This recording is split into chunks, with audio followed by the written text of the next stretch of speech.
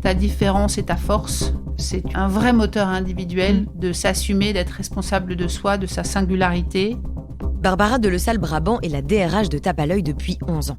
Sur un socle solide, son histoire, ses valeurs, la marque de vêtements pour enfants et adolescents a mis un point d'honneur à évoluer avec la société, les attentes de ses clients et celles de ses collaborateurs. Pour Barbara, l'attention portée aux uns doit être la même que celle portée aux autres. D'un côté, la marque et le client, de l'autre côté, l'employeur et le collaborateur. En d'autres termes, le marketing et les ressources humaines s'inspirent mutuellement. C'est la symétrie des attentions. Une symétrie qui responsabilise l'entreprise et fait du collaborateur l'acteur de sa propre carrière. Je suis Grace Leplat et avec Culture d'entreprise, je vous emmène à la rencontre des leaders engagés, des managers éclairés qui placent l'humain au cœur de leur stratégie et transforment le monde du travail. Bienvenue sur Culture d'entreprise, un podcast proposé par Natif. Bonjour Barbara. Salut Grace. Bienvenue sur le podcast Culture d'entreprise et merci de nous accueillir chez Tape à l'œil. On est à Wascal. Ça fait longtemps que vous êtes ici ? On est arrivé dans ces locaux en 2007, mais la boîte existe depuis 1994. 1980, d'accord. Et toi, tu y es arrivé quand ? En 1997. Ah oui, dis donc. Je suis un bébé Tape à l'œil. Ça fait plus de 25 ans maintenant. Et je suis rentrée avec le métier de responsable de magasin. Oui. J'ai grosso modo changé de job tous les 3-4 ans. Et ça fait 11 ans que je suis la DRH de l'entreprise. Ah oui, donc là, tu as décidé que tu étais bien et que tu n'as plus forcément envie de changer de métier. Je pense que c'est surtout un métier qui est extrêmement en mouvement aujourd'hui. Et donc, du coup, la fonction RH, elle est très connectée à ce que le monde du travail et les collaborateurs attendent. Donc, ce qui est sûr, c'est que j'occupe cette fonction depuis 10 ans et que j'ai des moteurs qui ont été challengés. La première chose, c'est que quand tu changes de direction générale, ce qui est arrivé ta manière ici. de travailler, ce qui est arrivé ici, ton mode de travail peut un peu évoluer. La deuxième chose, c'est qu'en fonction du contexte, tu peux avoir un projet d'entreprise qui se dimensionne différemment et la fonction RH, elle est quand même très stratégique pour ça. Donc, et puis la dernière chose, c'est que nos priorités avec l'équipe évoluent. Moi, j'ai une équipe qui évolue aussi, qui se dimensionne, qui est proactive. Donc, ça me permet de faire mon métier autrement. Mais ce qui est sûr, c'est que pour le moment, je suis bien dans cette fonction-là. Tu me disais en préparant cet épisode que la culture de l'entreprise évolue. Et d'ailleurs, toi-même, tu as une belle vision pour la culture d'entreprise chez Tape à l'œil. Est-ce que tu peux nous en dire un petit peu plus ? Ce que je crois, c'est qu'une culture d'entreprise, elle a le devoir d'évoluer pour rester connectée au marché, au monde du travail, aux attentes des collaborateurs. En revanche, tu dois pas disrupter totalement une culture d'entreprise, ou sinon tu perds ton ADN de base. Et donc, notre culture d'entreprise, elle est basée sur des valeurs d'histoire, sur des fondamentaux qu'on ne renie pas. Je parle de l'ADN commerçant, je parle d'une logique, un monde d'une culture de performance, d'engagement des équipes, notre ambition d'avoir des gens passionnés sur leur job. Okay. Même si les générations ont un regard différent sur le travail, je pense que ce sont des choses essentielles pour ne pas se perdre.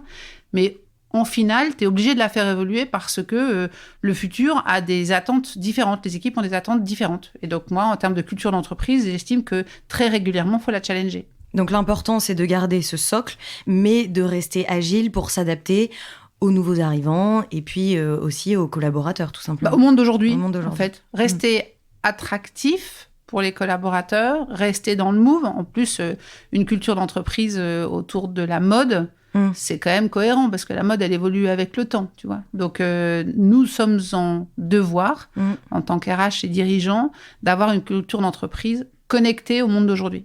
D'accord.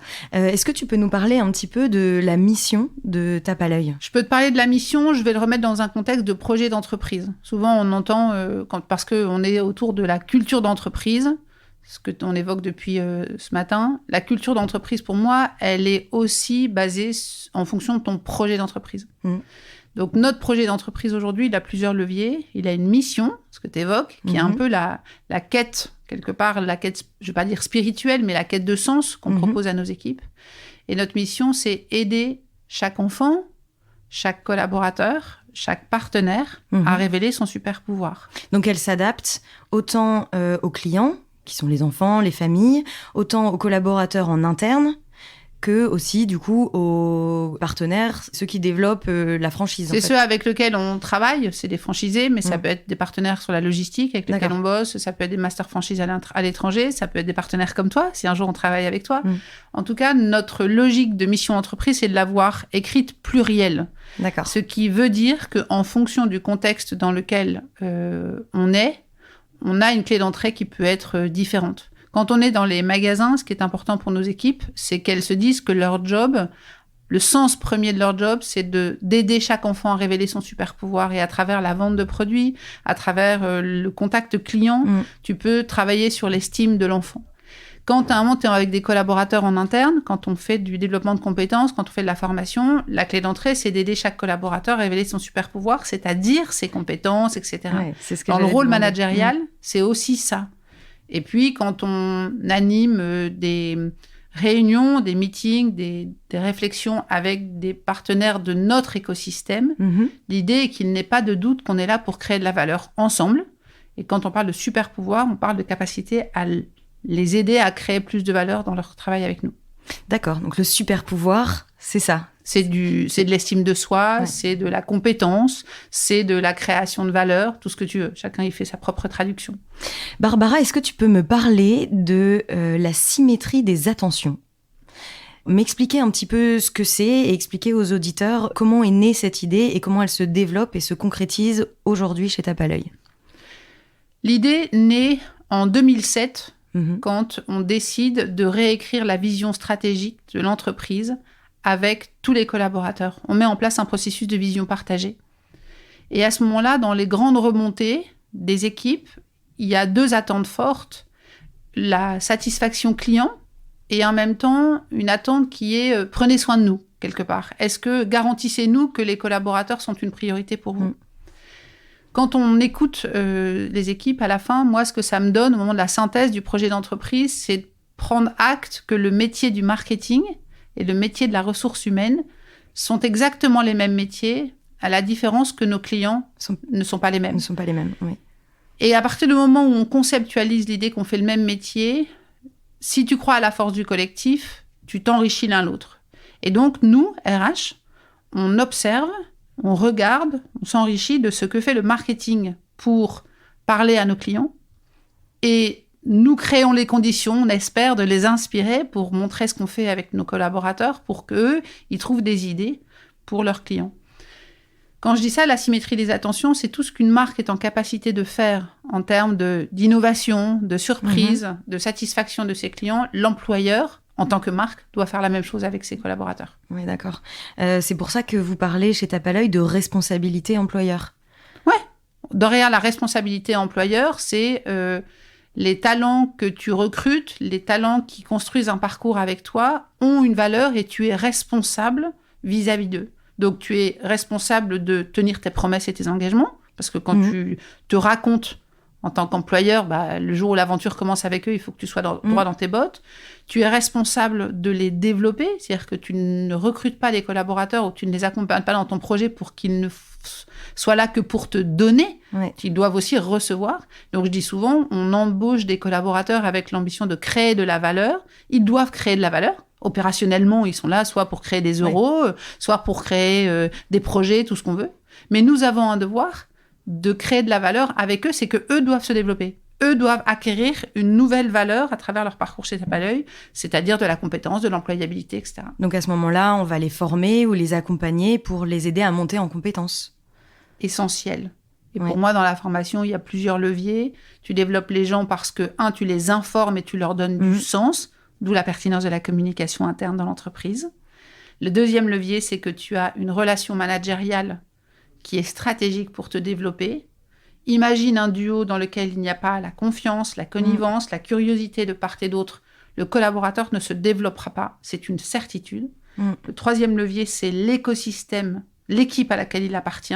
Il y a toujours à côté de toi quelqu'un qui peut t'amener, qu'il soit plus jeune, plus âgé, de même culture, de culture différente. En tout cas, il peut être une ressource pour te développer.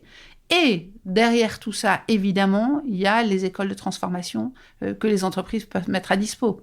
Mais ce n'est qu'un maillon d'une chaîne de développement de compétences. C'est intéressant parce qu'en fait, c'est un peu inverser le rapport. C'est de dire, pendant un entretien d'embauche, par exemple, c'est vrai, l'entreprise va choisir son futur collaborateur, mais le collaborateur, lui aussi, choisit l'entreprise dans laquelle il a envie de travailler. C'est incontournable. C'est incontournable. Un entretien de recrutement, c'est, à mes yeux, beaucoup plus à enjeu pour un collaborateur, et je choisis de dire comme ça, que pour une entreprise en tant que telle. Une entreprise, c'est une somme d'individus, mais c'est un système. Un collaborateur, c'est un individu avec un environnement personnel. Si aujourd'hui, le mariage entre un collaborateur et une entreprise ne se fait pas bien, l'entreprise ne va pas souffrir. Ok, peut-être qu'elle va être moins efficiente, mais l'individu qui est un père de famille, voilà, un jeune qui se lance dans la vie pour la première fois de la connexion d'emploi, c'est déterminant, sa connexion. Donc, c'est très important qu'on se choisisse mutuellement. Mais se choisir, c'est être authentique dès le premier instant pour que l'un et l'autre, quand on se choisit, on ne se trompe pas. Oui, parce que de toute façon, si vous vous trompez, à un moment ou à un autre, il y a une perte de temps, autant pour l'employeur que pour l'employé. Ouais. Le temps, c'est précieux, voilà. Mais c'est surtout un risque d'abîmer le système. Mais un système qui s'abîme, tu remets un petit coup de rouage, et puis très bien. Un individu qui s'abîme dans une rencontre professionnelle, moi, en tant que DRH, ça me dérange, en fait. Vraiment, ça me dérange. Tu disais aussi tout à l'heure, chez Tape à l'œil, on est conscient qu'on n'est pas propriétaire de nos talents. Non. Ça veut dire quoi ? Ça veut dire que, en fait, notre but, c'est pas que les gens, les collaborateurs restent en CDI toute leur vie chez Tape à l'œil. Peut-être que s'ils ont envie, ils peuvent rester. Le plus important pour moi, c'est pas le CDI. Le plus important, c'est, je le redis, la création de valeur individuelle et collective. Et donc, tant que tu te vois créer de la valeur et tant que tu te développes toi-même, pourquoi quitter le navire, en fait ? Voilà. Et derrière la création de valeur, il y a un autre enjeu, c'est qu'il y a évidemment l'euro, quelquefois, ou l'argent qui fait que les gens peuvent bouger. Mais c'est pas le CDI qui fait la différence. Voilà. Je crois qu'une entreprise, quand elle se croit propriétaire de ce talent, elle peut manquer d'exigence avec elle-même et vis-à-vis de ses collaborateurs. Voilà. L'idée, c'est que régulièrement, on renouvelle notre envie d'avancer ensemble, que ce soit l'entreprise et son collaborateur. C'est à ça que sert l'écoute, c'est à ça que servent les entretiens annuels dans les collaborateurs, c'est de renouveler sa confiance et son engagement. Et si à un moment, il y a une histoire qui doit s'arrêter, c'est parce que soit d'un côté, soit de l'autre, et je reviens à mon mojo, la création de valeur attendue n'est pas là. Mais sinon, tu peux te faire des grandes histoires dans une entreprise. Il n'y a pas de sujet. Et donc, j'attends que les collaborateurs soient acteurs de leur projet, parce qu'une entreprise n'est pas propriétaire, donc elle est là pour créer les conditions, mais elle n'est pas là pour être actrice du projet des collaborateurs. C'est eux qui ont la main, c'est eux qui drivent.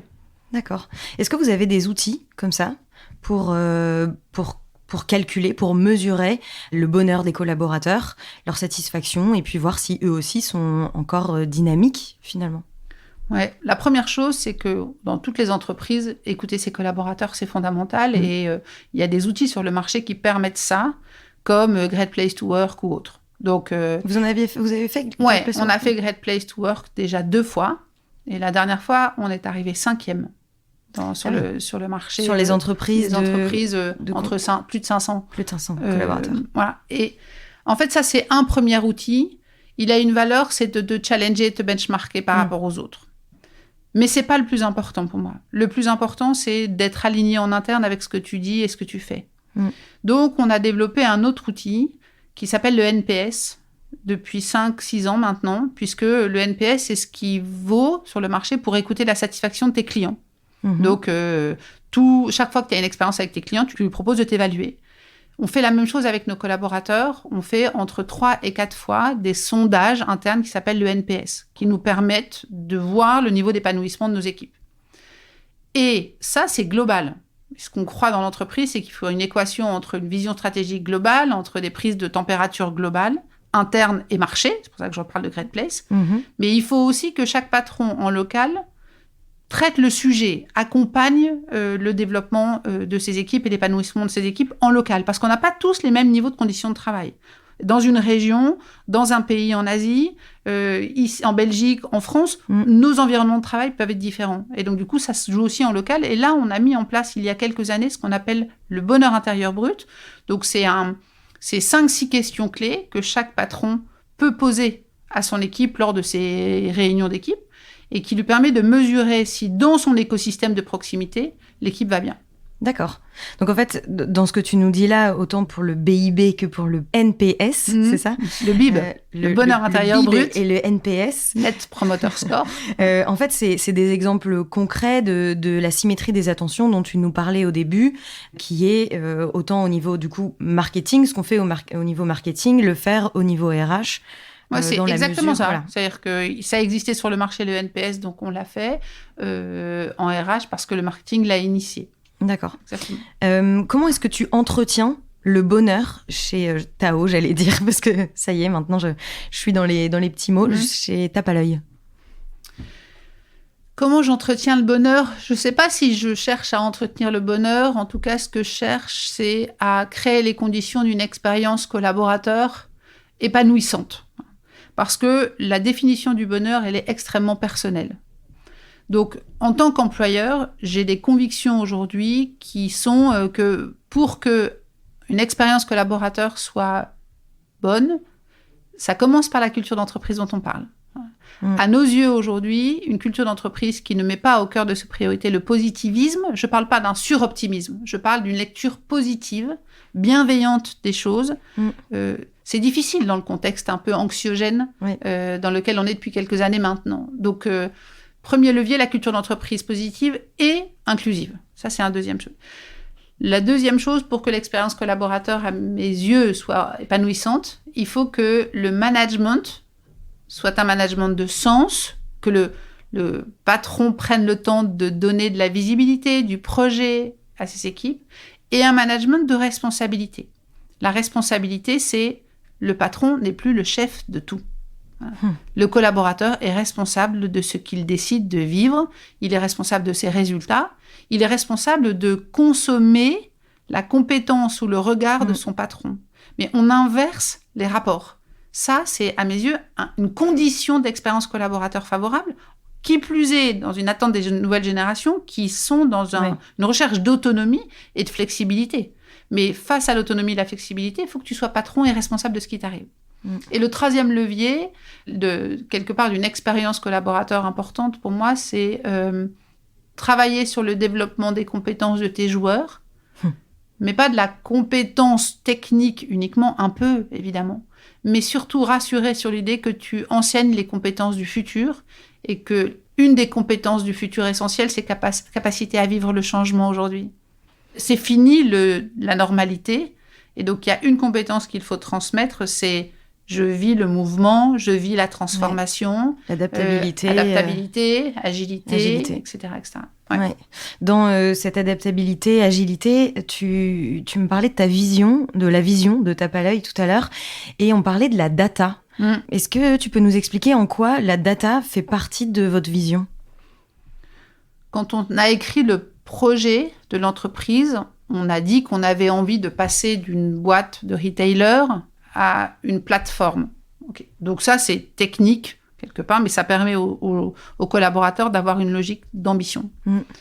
Et puis, pour transformer une entreprise, il faut que tu puisses t'appuyer sur des grandes tendances principales. Parce que toi, si on vient te voir demain en disant « Grâce, il faut que tu te transformes », ça va pas être facile. Tu vois, il vaut mieux qu'on te donne 2-3 tuyaux. Tu vois, change tes cheveux, machin, etc. Il peut y avoir des inputs. Nous, quand on a décidé avec les collaborateurs de leur dire « On va transformer l'entreprise », on s'est dit « Il y a 4 grands courants qui vont nous aider à transformer l'entreprise. Il y a le courant responsable. » Donc la RSE, tout le monde en parle, et donc c'est sûr que tu n'es pas la même entreprise quand tu décides d'implanter dans tes valeurs la RSE. On a dit qu'il y avait la mobilité, le mobile only, ça c'est une autre grande tendance, et une autre grande tendance, c'est la data. Et donc la data, c'est la recherche d'hyper-personnalisation dans ton service client ou dans ta satisfaction client, et l'hyper-personnalisation dans l'accompagnement de tes équipes. Parce que de la data, c'est une donnée. Avoir de la donnée pour rien en faire, ça n'a aucun intérêt. Mais la data, c'est une donnée que nous voulons utiliser pour permettre aux clients ou aux collaborateurs d'être accompagner de la manière la plus pointue possible. Voilà. Pour être concrète, un collaborateur, si demain, il me dit je me suis formé X heures dans l'année, j'ai des ambitions de changer de job, etc., je vais pouvoir l'accompagner de manière beaucoup plus précise que si je n'ai pas d'infos et que j'ai quelqu'un qui me dit « oui, je veux venir faire un parcours ». Ouais. Tu comprends ? Donc, plus tu as de la data précise, plus à un moment, tu peux être dans l'hyper-personnalisation de l'accompagnement. Et donc, dans l'expérience collaborateur pointue. D'accord. Justement, en parlant de l'engagement social, de la formation des collaborateurs, de l'esprit d'entreprise, d'entrepreneur que doivent garder les collaborateurs chez Tape à l'œil, quels sont vos outils de communication en interne ? D'abord, on a des grands événements fédérateurs dans l'année. La première chose, c'est qu'on lance systématiquement l'année avec des kick-offs, c'est-à-dire des meetings collectifs. Alors, sous l'ère du Covid, on a appris à transformer les formats. Donc, mais en tout cas, c'est sûr, c'est qu'il y a une logique collective. Et donc, on fait des kick-offs avec nos équipes, on les connecte, on est une centaine. Aujourd'hui, ils se font en digital. Tu as 2 dirigeants qui posent une première partie de quelle est l'année qu'on a vécue. On garde les enseignements communs et après, on projette les priorités et les enjeux de l'année en cours. Le deuxième événement fédérateur, c'est la convention nationale ou internationale selon les années, voire régionalisée. Parce que de nouveau, je te parle d'agilité, je te parle de culture d'entreprise. La culture d'entreprise, c'est très important d'être collectif, mais tu peux être collectif à 700 et tu peux être collectif à 50. Oui. Mais à la fin, tu es collectif. Exactement. Et donc ça, c'est la première chose, le sens, la culture d'entreprise, tout ce que tu me disais, c'est d'abord les grands événements fédérateurs dans les outils. Les deuxièmes outils, c'est tout ce qui est réunion d'équipe. Donc c'est un stade en dessous, plus en local. Et donc ça, on attend de tous nos patrons qu'ils aient des réunions d'équipe mensuelles. Et puis après, techniquement, dans les outils, on a un réseau social interne d'entreprise qui s'appelle Linkus. Donc, tu as une appli et puis tu peux aller voir tout ce qui s'y passe dans l'information. Voilà, je pense que c'est les outils principaux qu'on utilise, sachant qu'après, dans la communication, tu vas avoir des TAO News. Donc, on s'est mis à faire des newsletters. Et puis, on les a rendues un peu plus vivantes. Et maintenant, on fait des vidéos. Donc, on fait des movies tous les mois. Globalement, on est 3-4, dans lequel, sur une intervention de 30 minutes, on essaye de donner les actualités qu'il faut. Et vous allez pouvoir faire des podcasts aussi, bientôt. Même voilà, on va faire ça aussi. Information, ce genre de choses. On a beaucoup parlé de l'entreprise, du quotidien des collaborateurs. J'aimerais qu'on parle du produit, parce qu'on arrive à la fin de cet épisode déjà. On sait que les jeunes actifs cherchent aujourd'hui à travailler dans une entreprise qui est en corrélation avec leurs valeurs et qui s'engage aussi, une entreprise responsable.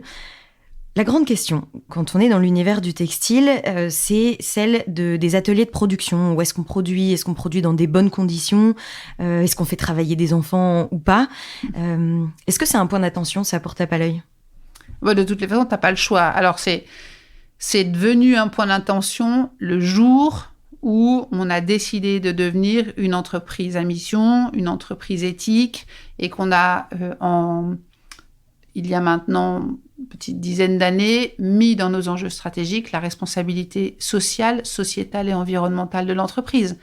Donc, quand tu es dans l'univers textile, il y a l'environnement et il y a les collaborateurs avec lesquels tu bosses, dont tes partenaires à l'étranger et les pays de production que tu évoques. Donc, aujourd'hui, les usines avec lesquelles on bosse, qui sont en Asie, au Bangladesh, entre autres, on a un besoin d'aller surveiller, je vais le dire comme ça, contrôler les conditions de travail. On ne le fait pas uniquement dans une logique de protection, on le fait aussi dans une logique de transformation. Moi, je suis très impressionnée parce que j'y vais globalement tous les ans, de voir qu'à travers les échanges que tu peux avoir avec les gens en local, la prise de conscience est là et ils investissent aussi dans l'évolution des conditions de travail. Pour ça, nous, on fait des audits. Donc, on a des audits avec un partenaire qui s'appelle l'ICS, sur lequel ils vont challenger les conditions de travail de nos partenaires. Et une fois qu'ils sont rankés, s'ils ne sont pas à la hauteur de ce que l'on attend comme évaluation, on les quitte. C'est la règle, en fait. Voilà. Mais dans l'évolution des conditions de travail, dans l'évaluation, c'est les conditions sanitaires, c'est évidemment pas les enfants, c'est des trucs. Est-ce qu'aujourd'hui, il y a un médecin à dispo pour eux ? On en est dans des choses comme ça. Et si les audits sont mauvais, on arrête de travailler avec eux. Et on met en place aussi, maintenant, parce que de toutes les façons, à l'échelle internationale, c'est attendu, des contrôles environnementaux. Parce qu'il y a des années, c'est vrai que tu arrives dans des usines dans lesquelles l'eau rentre propre, Et l'eau sort sale, et l'eau sort sale dans les ruisseaux locaux. Maintenant, on contrôle aussi ça. Et de nouveau, si les usines de production ne sont pas propres, vertes, on va dire comme ça, responsables quelque part, on les quitte. Et est-ce que ça, il y a une communication auprès des collaborateurs, par exemple, pour les sensibiliser eux-mêmes dans l'achat de leurs vêtements, ne pas acheter tout le temps des habits neufs, par exemple. Enfin, est-ce que vous travaillez aussi dans ce sens-là auprès de vos collaborateurs ? On a une roadmap RSE qui a 3 clés d'entrée et qui dit pour qu'une entreprise soit, en termes d'environnement et de dimension sociale, à la hauteur, elle doit focuser sur des priorités people, chez nous c'est les premières, des priorités planète et des priorités profit, c'est-à-dire de gouvernance et économique. Donc on donne plutôt une inspiration à réfléchir, mais on n'est pas là pour imposer ou pour transformer nos collaborateurs.